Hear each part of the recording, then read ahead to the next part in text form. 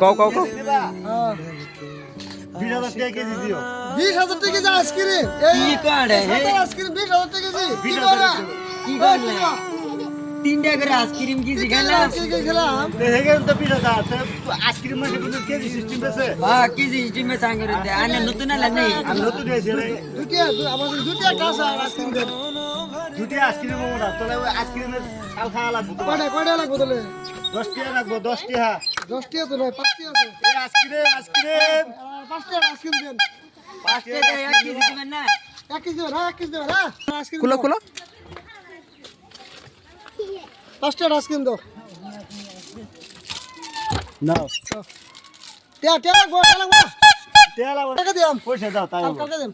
Ice cream এর কালা খেয়ে বা কে না, 5 টাকা নাও, হ্যাঁ।